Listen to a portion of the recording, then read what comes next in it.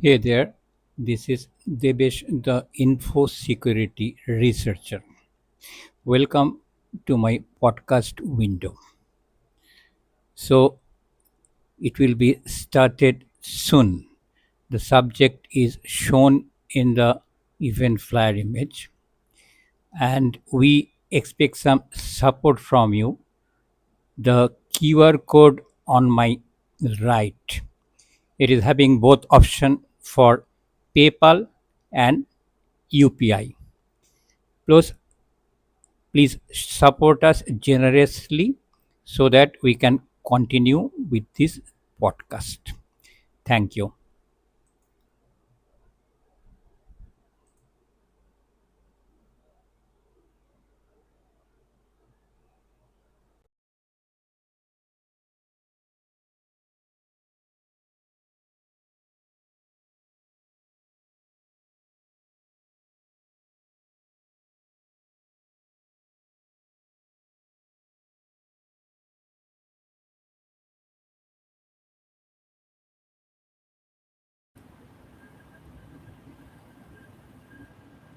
Hey there, this is Debesh, the info security researcher.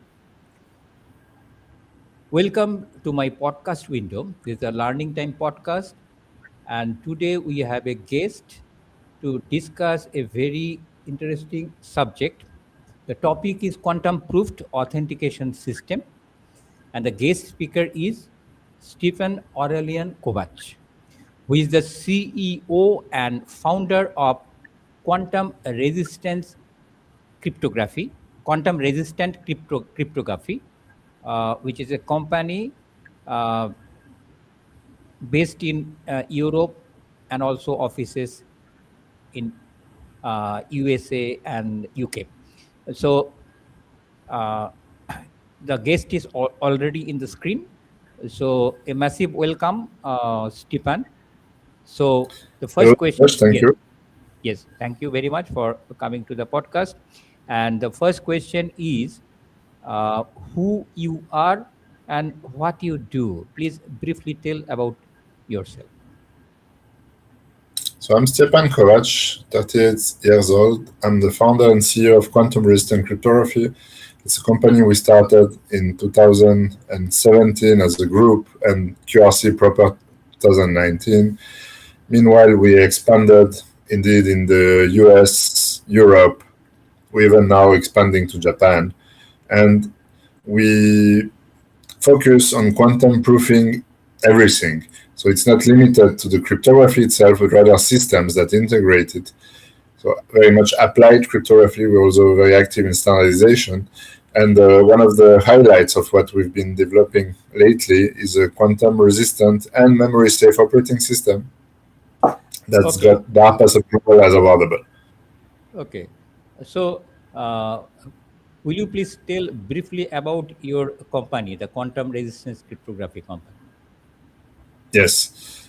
So the company is largely the result of myself after completing my master's degree, choosing to, instead of doing an industrial PhD, go for European funding. And so, together with a friend of mine, we created what was called IT Cater Swiss in the beginning, or even with a slightly different name in terms of the full company name related to autonomous buses.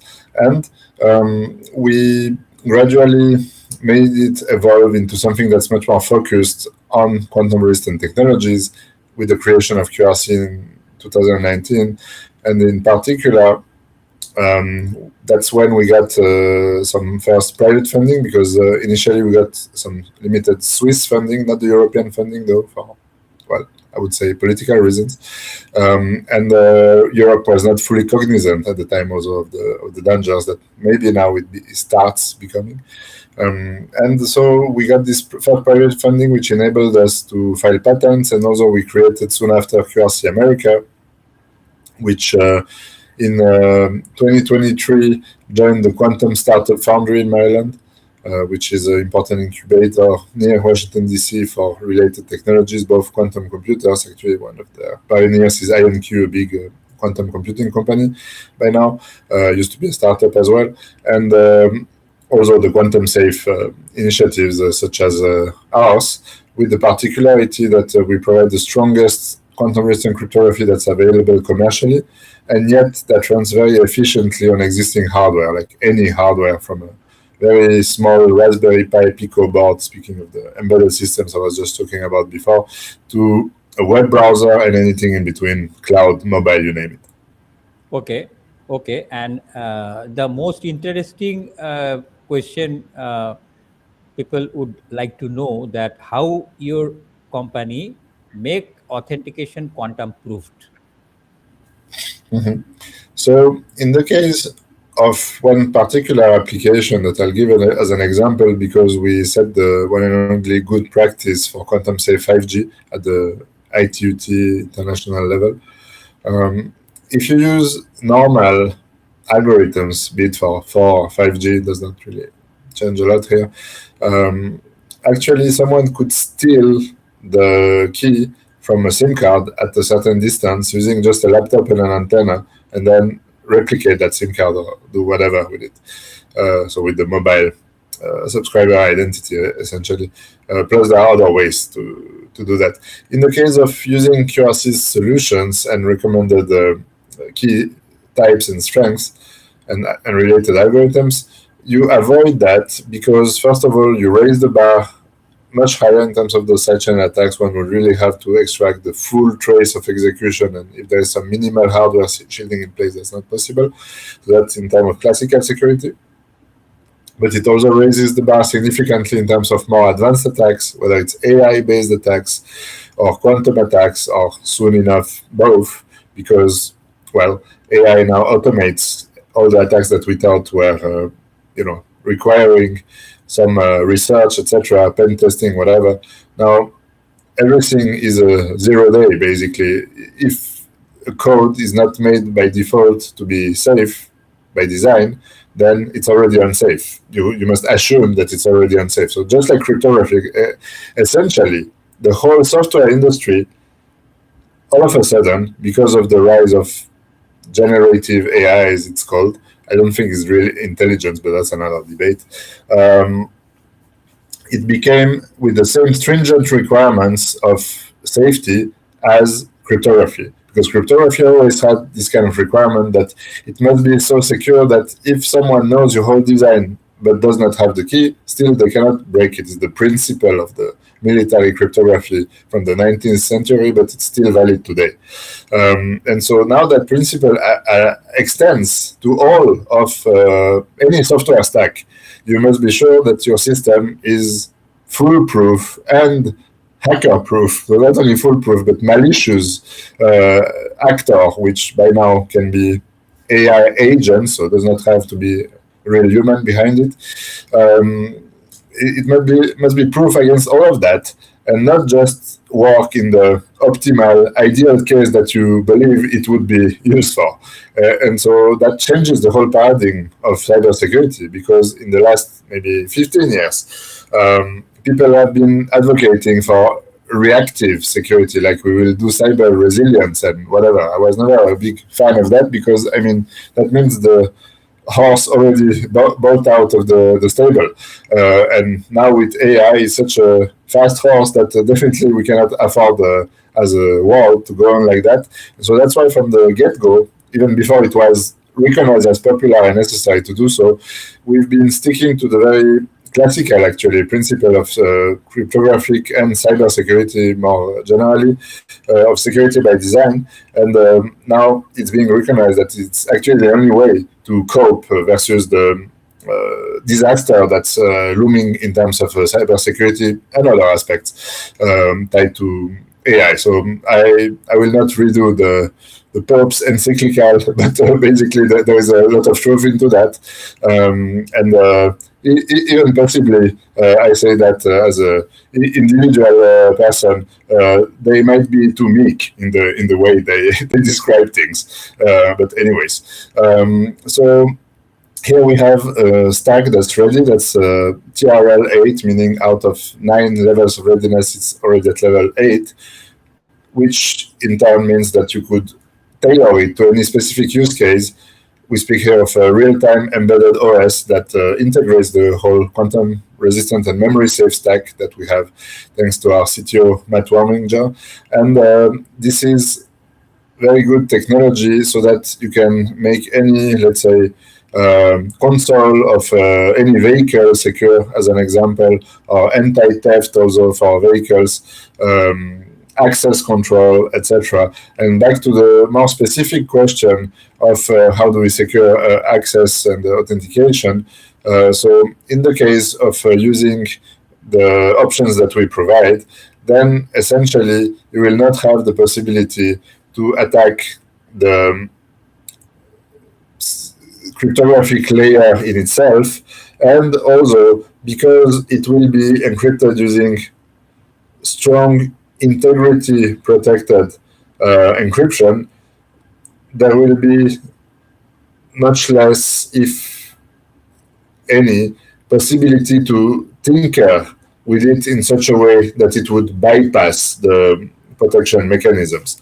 So it's really becoming a sound system, not a sound system, but a sound system in terms of having sufficient and in some cases Efficiency. more than Sound means very security. efficient. Yes, Sound means and very very efficient. Efficient. indeed. Because this runs anywhere, like on a very small embedded board. I have one around my neck, which is also my name tag. Let me put it in the right sense. Okay. So it's a e-ink screen, and if I plug it very briefly to the power, because run out of battery, otherwise it runs on a simple coin battery, then you will see how that works essentially. So this is a low power Raspberry Pi Pico, and our whole stack runs there. If I click, let me start with this one because it's visual. If I click here, we see a non-encrypted image, then it's back to an encrypted image, and then again a non-encrypted image, all in a matter of seconds on a very tiny device just powered by a coin battery, like a watch, like a quartz watch. So that's a very potent technology. It can be used, again, in any case that requires such a level of security. Starts at 512-bit symmetric encryption, so to put things in perspective, is double the current maximum. And already at the same level as the current maximum, CNSA2, it is 9 orders of magnitude. So trademark encryption, EAS, is 9 orders of magnitude more secure than the current FIPS standard AES. Let alone when we go for 512, which is the default even on this device, then it's even much more secure, but we wanted to compare apples with apples, so we use the same key size for the orders of magnitude comparison. And again, I repeat, 9 orders of magnitude more resistant, meaning a quantum computer would require, basically, if it were base 10, 1 billion more qubits. It's a little less because it's base 2, so that it could break our encryption versus the classical AES. Meaning it gives a second life to the very useful AES encryption that has got more than 250 billion benefit to society, according to NIST already in 2018. And meanwhile, the number of connected devices exploded, so you can count this in trillions. Of course, that's theoretical total market benefit to society, etc. It's not actual addressable market, but still the numbers are huge. And that makes it further secure for the decades to come. Actually, we got some measurements in some labs, which I cannot reveal the details about. It is secure with the 512-bit version for at least 40 years to come. And if we take double that, which is always supported, so 1024 bits, and still optimally on existing hardware without requiring dedicated hardware, without dedicated chips, so low capex, it's secure for 100 plus years from now. So if you think of DNA data, if you think of the German, for instance, or Swiss or Cypriot law, several countries in Europe basically have laws on medical data or regulations, sector-specific regulations that are very strict and that require data to be protected even beyond death of the patient. That's basically the heritage of the abuses that took place and the crimes against humanity during World War II. And so in the Never Again movement, there was this decision to make some very strong privacy protections, especially in the medical sector, since it touches on very sensitive matters, including genes, etc. And so to put that in practice right now, there's only one way in digital systems, and it's the way that we provide. in terms of practicality. Of course, you could use one-time pads, but that means you would need to have as long keys as all the data that you encrypt, and that in most cases, except maybe for nuclear bomb secrets and that kind of stuff, that's never used. So for practical cryptography, everyday commercial use, this is the way to go. Yes, very interesting. And as you have shown that it is working with Raspberry Pi Pico, that means it uses only a few watts. Yeah, On the that's contrary, correct. that quantum computers to make a quantum computer work, huge amount of electrical Oh yeah. energy and other things are required. So it is So what something. that so far, sorry to interject, we can basically put some, not needle in the haystack, but we can put some sand in the in the machine, that's the quantum computer, with very little means. So far we have an asymmetric advantage in our favor, the defenders, and so let's use it. Even part of what we do is available open source. In that case, not the enhanced AES, but still there are a lot of PQC, post quantum cryptography goodies part of that. So later probably we can provide the website and everybody is invited to try it. It's AGPL 3 license, meaning you are free to use it as long as you redistribute the code to your users, whether it's direct, like local, or through a web server. Yes, and you have mentioned many things about like the people are using AI for breaking and doing some evil things. So, in your work, will you use AI also to make something, the improvement of the work? Okay, yeah, sure. AI can be used positively, like for double checking some code review, for instance. It's a very useful tool to automate stuff. So just as the bad guys can use it to find holes, we can use it against ourselves, but in a control setting, to make sure that we don't have any gaping holes that would otherwise be exploited. So that's a useful use of AI as an example. That's very much applied to our technology stack. Okay, But on the other hand, we insist it's very important and key, sorry to add just that, to have human programmers at the wheel and that control and oversee everything. You really cannot, it's an illusion to be replacing fully developers, programmers, etc. with AI. It does streamline some processes, does automate stuff, etc. But if you don't want things to run fully out of control, it is essential to keep the human at not only in the loop but at the steering wheel. and did you use any computational power, higher computational power to check your quantum proofed algorithm, like your algorithms? Yes, the verification that I was mentioning in terms of practical resistance for 40 plus years for the 512-bit version and so on, that's been done on supercomputers and quantum computers, some of the most powerful available. Okay, okay, that's interesting. Now we would like to know that I heard that you have something, some collaboration or cooperation with Mnemonic Identity Solutions Limited, UK. So, Mhm. how would quantum resistance cryptography strengthen the expanded password systems of mnemonic identity solutions, as they propose that expanded password system invented by Hitoshi Kokumai?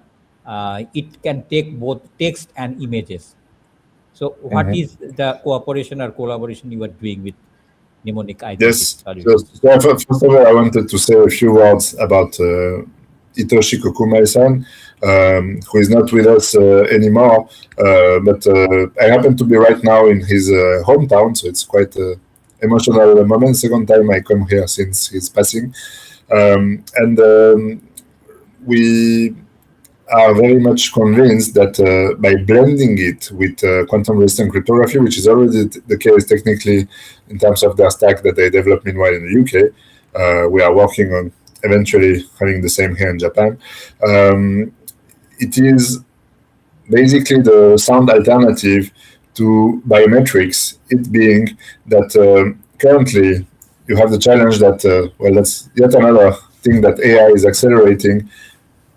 Cybersecurity professionals, I mean, true ones, sorry to say that, those that were not into marketing but actually knowing their stuff, always knew that there are very strong limitations in terms of the actual security of biometrics because it's something that's visible, that camera catch, etc.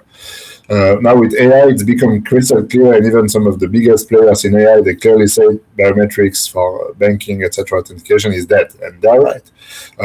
So there's a need for an alternative. Turns out Hitoshi already had developed that like a while back. I believe he's providing since 11 or more years, maybe 12 years now, the Japanese defense with their technology. And that's something that's been chosen for a good reason, especially in case of natural catastrophe, wars, whatever. You could have your eye torn, your finger cut, or whatever. And so, how do you do biometrics? It's just impossible in that case. And still, you need something that works and fast in stressful situations. So, there, are, of course, very long passwords. Yes, they might and they are to an extent secure, but it's not practical. And how many times I found myself stressing and typing on my phone in the metro or wherever my very long password and getting it wrong like 5 times because I was stressed and looking if there's a camera that is snooping on it and whatever. So of course one has to be a cybersecurity professional to to understand those things, but basically it's a big hassle if you want to do it properly. Whereas with his solution, you basically choose images as part of a grid. By the way, that's how he explained it to me the first time we met, and that was in Osaka, so in this city. He told me it's like a mosaic, and out of that mosaic, you will choose some elements there. And if you choose the right ones, the ones that you remember, then that's it, you're logged in. Then you can configure how many are required depending on the security strengths wanted, the entropy, etc. But basically, that's it in a nutshell. And so QRC here comes in to strengthen the security of the reference images, because you start by uploading some reference images in his system.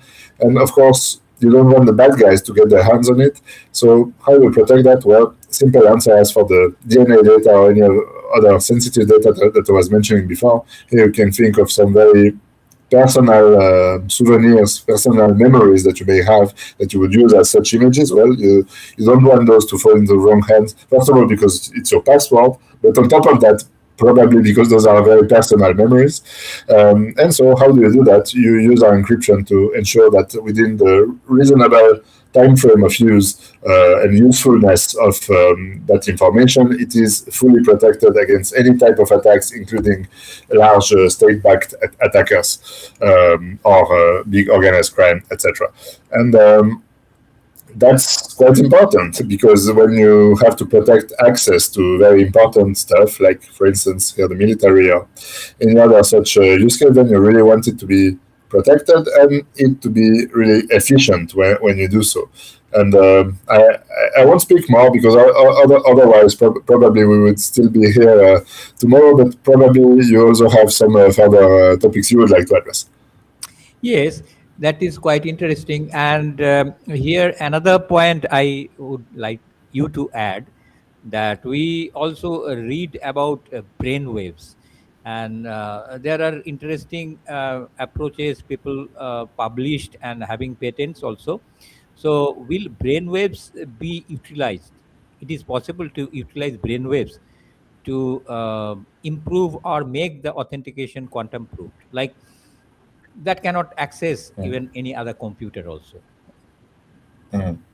So uh, we use brainwaves. Well, we do because we think, we speak, etc. In that sense, yes, and we are resonators in a way. But moreover, now some things use brainwaves in such a way that might or might not be to our advantage. An example are wireless, not USB, wireless Bluetooth headsets from a certain brand with a certain fruit on it as an example, and they have a patent that's for reading your thoughts, basically. So it sounds like science fiction, but it's not anymore. And so it means all those people walking around the street with those little white things, actually they potentially have something that's monitoring what they have in their head 24/7 or whenever they wear them, which is scary when you think of it, because I mean, it used to be the privilege of God or gods to have that kind of access, right? And so now it becomes possible for some kind of tech company with whatever AI stack that they run on top of it. Well, there is a need, obviously, to secure those kind of interfaces and data. That's an area where we started working in standardization a few years back. Actually, I was the first one bringing, in that case, as part of our US subsidiary, the very concept of cybersecurity to a group of mad doctors that were discussing how to connect brains with computers, but without any regard whatsoever for data protection aspects. Meanwhile, someone else from the US took over and is to this date leading the delegation for that and provides some balance in terms of the necessity of data protection there, because that's clearly one of the frontiers for humanity. Because, I mean, when both the digital side is corrupted, which is largely the case if you take the mainstream platforms, like here we don't use Zoom, but if you use Zoom, well, you know that your data goes to all the big bad guys that want your data, and on top of that it does sentiment analysis and whatnot. So that part is broken, that's clear, in terms of generally used solutions. And then if you have the other side of the bridge, which is the brain, that's also being broken into, then it's a total collapse of humanity. So it's very, very serious things, especially having in mind some people that I heard about in a documentary recently tied to that encyclical, but with many people, even from an atheist standpoint speaking, etc., that basically stated that 10% of the people that work in those very large AI projects, they are of the belief that it's a good thing if AI were to replace humans, because it would be a evolution of in the pure Darwinist sense of the term. But again, there we are back to atrocities of Germany in World War II, because what led eventually Nazi Germany to do what they did, well, it's in large part tied to an extreme interpretation of Darwin. So if you take again an extreme interpretation of Darwin, and with the power of AI, this is really, really scary, because imagine what they could have done at the time to eliminate whoever they wanted to. They were already pretty efficient, and notably thanks to some of the AI players today, by the way, because some companies still existed and still exist today. That's a nightmare. Actually, it's already happening if you look at some countries in Asia, in particular one very big one. That's a laboratory for the world before exporting that elsewhere, and even the export is already happening. So we are talking of very, very dire circumstances, and the need to counter those. The positive side is that the solutions are there. So now we count on you to spread the word and actually deploy them. Thanks for the question again. Yeah, and just curiosity, some years ago, I was interested in self-sovereign digital identity. So, Mhm. do you think that your QRC and the expanded password system of mnemonic identity solutions uh, can be projected as also a self-sovereign digital identity, which the users have only the control? To an extent, very much so, because you so far are in control of your thoughts, of course, with caveats as we just discussed. And I'll bounce back quickly on the other aspect of your previous question, which is, could we use the brainwaves themselves as a way to authenticate? Of course, we could, but again, it's another type of advanced biometrics, and with the advance of satellites that measure everything, etc., that will also be broken. So I don't think this is the right direction. On the contrary, this is a direction for even more control of population, which I don't think is a good thing, because I'm a believer in individual freedoms. So back to this here, uh, yeah, we could very much. Sorry, got a bit of a sore throat. We could very much have some further improvements there. And so, can you just repeat the second part Yes, of the yes, question? yes. The point is self-sovereign digital identity. What Yeah, yeah, yeah. service providers don't have any control. Users have the Mhm. control. So yeah, I already answered the first part in a nutshell. But again, that ties into the other question, because at the end of the day, no thing is fully um, independent and uncorrelated because of quantum and post-quantum physics, if you want to describe it in scientific terms.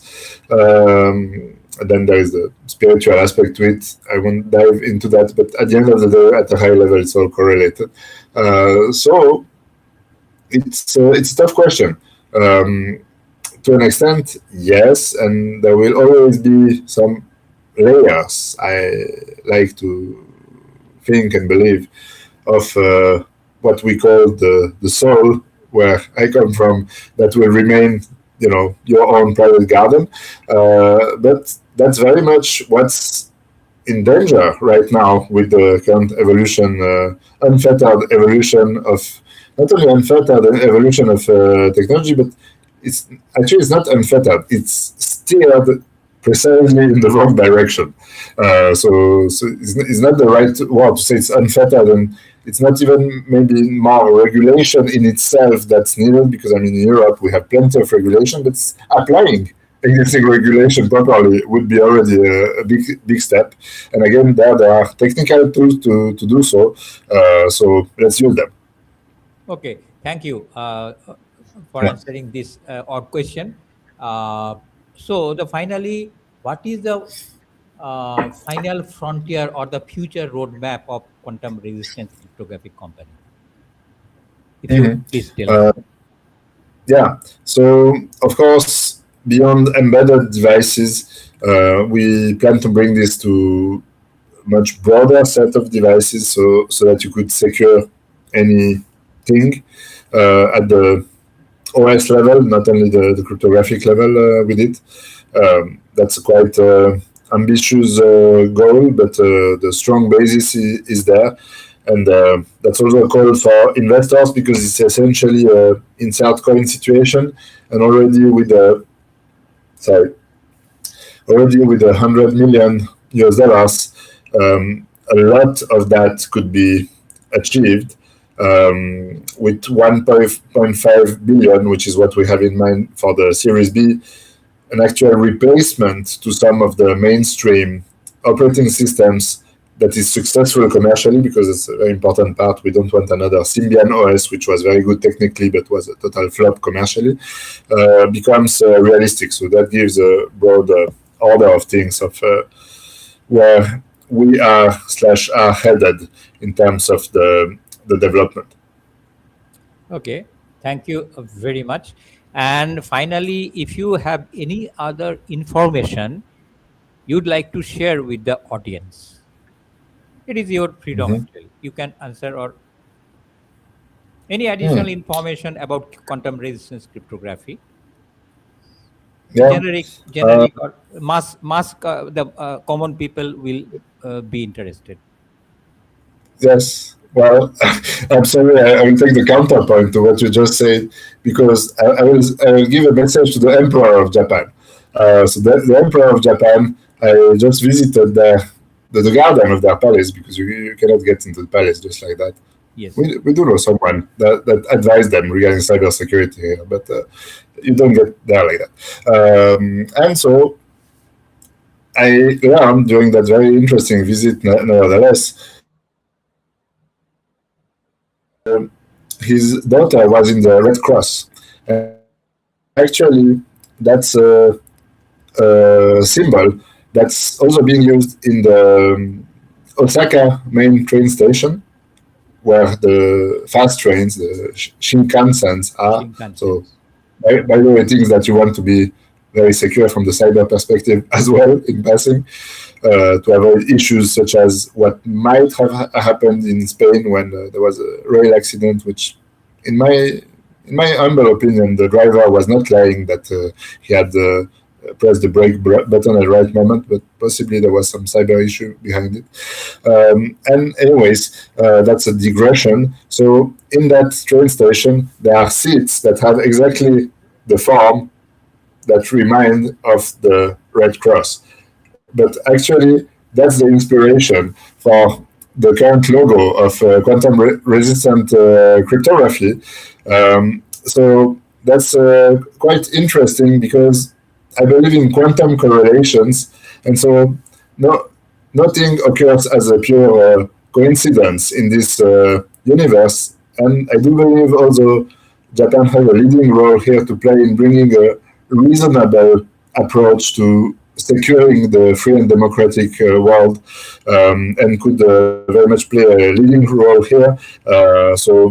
Possibly something that should be seriously considered. Thank you very much, Stiepan, for answering all the questions.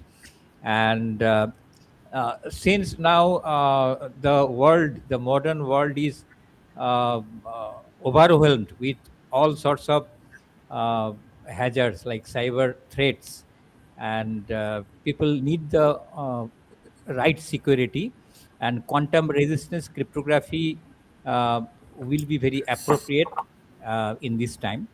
And I hope very much that it will be adapted and adopted by many platforms, and so that the common people will gain the get the benefits of that quantum resistance cryptography. I believe there's a chat window here, so let me briefly provide the link to our open source here.